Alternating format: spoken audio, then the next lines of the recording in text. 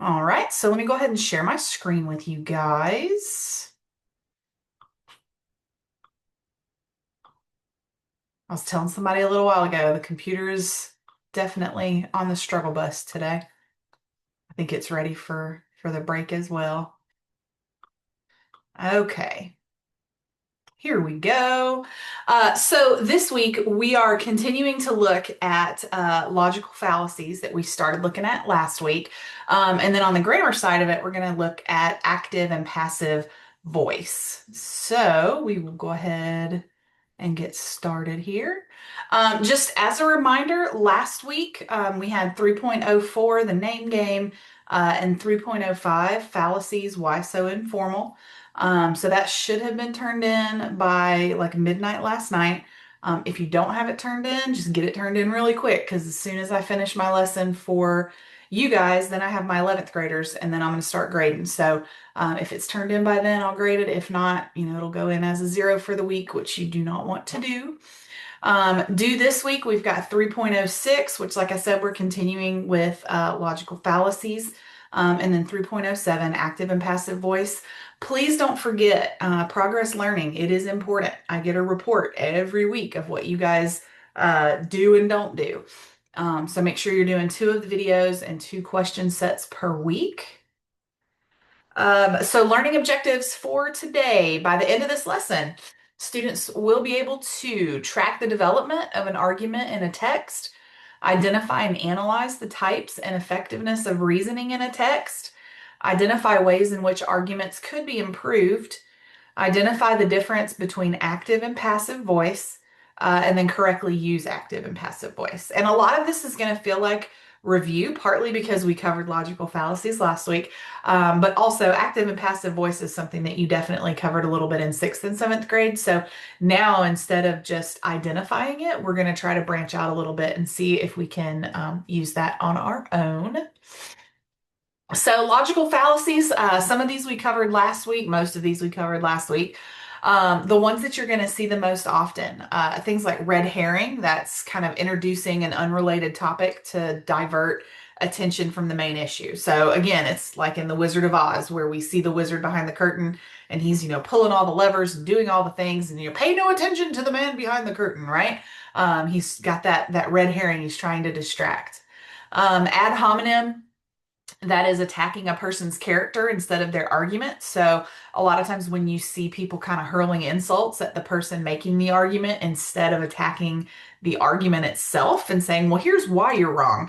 Instead, they just say, well, you're dumb, or they come up with some kind of character attack. Circular reasoning, that's using an argument's conclusion as a premise to proving the argument. That's a lot of fancy words, right? But basically, you're kind of going in a circle. You're saying, well, it's true because we've said that it's true. Like the ocean is blue because it's blue. And that's not really an argument, right? So bandwagon, we hear the word bandwagon even when it comes to like sports, like you're a bandwagon fan. So bandwagon is just arguing that something is true because it's what is popular. So you see that with people, certain football teams, that kind of thing. Hasty generalization. Hasty just means quick. So that's drawing a conclusion from insufficient evidence. So you may have a little bit of evidence and you're like, oh, this is definitely it. That's a little too quick to make that judgment call. Straw man, that's misrepresenting an argument to make it easier to attack. So if you say, this argument, you kind of simplify something too much and say, see, this is why this doesn't work. Non sequitur, that's a conclusion that doesn't follow the previous statement logically. It kind of doesn't fit in the argument. False analogy, that's using a flawed comparison between 2 things. Slippery slope, claiming that one action will lead to extreme outcomes without proof. I remember whenever I first started teaching and like chewing gum was just the biggest thing. And teachers were like, if we allow them to chew gum, they will be eating breakfast and lunch in this classroom, which I mean, some kids did, but it wasn't because we allowed them to chew gum, right? So that was a slippery slope sort of argument. So I'm going to put you guys in some breakout groups and y'all are going to identify and correct logical fallacies. So if you'll go hop in the chat. All right, I just sent you the link. I'm going to stop sharing for a second.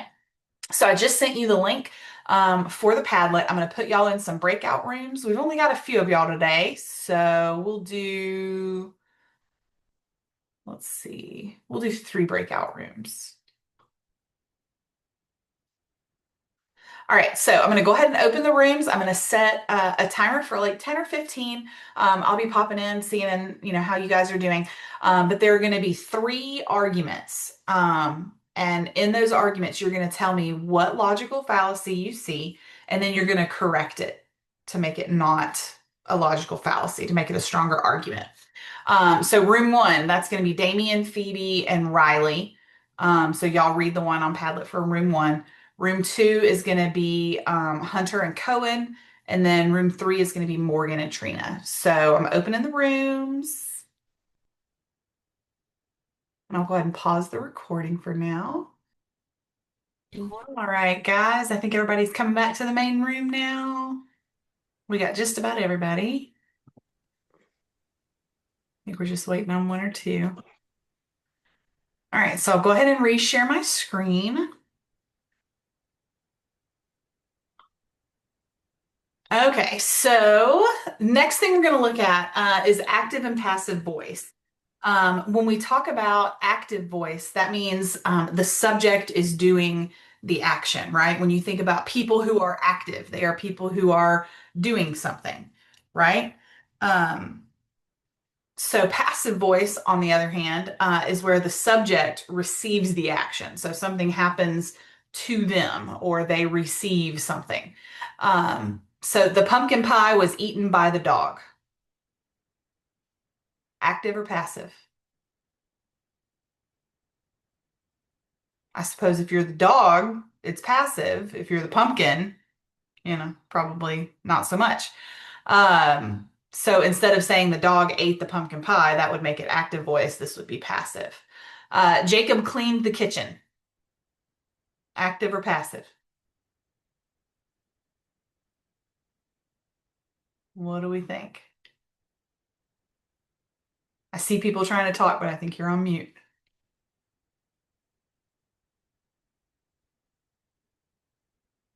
What do we think? All right, you can put it in the chat. Very nice. Yeah, that one's active. That one is active. Good job. The cookies were baked by my aunt. What do we think? You can unmute and say it, or you can type it in the chat. Passive. Passive, yes. If you said my aunt baked the cookies, that would turn it into active voice. Sarah ran her first marathon. Active or passive? What do we think? This one will be active. So if we said a marathon was ran by Sarah, that would change it into passive. So good job, good job. So looking ahead, next week is Thanksgiving break. I don't know about you guys, but it is not a moment too soon. Enjoy your time off. We're not going to have a live lesson during that week because it is a school break. We've only got 1 more live lesson left before the end of the semester, and that's going to be on December 1st. So next week we don't have anything. Monday, December 1st, we will have a live lesson, and that'll be our last one before the break. That's also a DBA week, so make sure that you're here. We will try to go ahead and knock out DBAs in a group setting. I did it with my 11th graders last week, and it actually worked really, really well. We just kind of used chat and, uh-oh, I have a cat that is standing on my desk and apparently on the keyboard. So we will try to knock out that DBA next week. Should be pretty good. Exit ticket, please make sure that you complete that. You do not get credit for attendance if you do not complete the exit ticket. I just pasted it into the chat. So make sure you click that before you go. I'll hang out for a little bit if y'all have any questions or if you need anything. Definitely just let me know. Otherwise, I hope you have a great Thanksgiving. Here is the cat that is messing with everything. I hope you have a great Thanksgiving, and I will see you on December the 1st.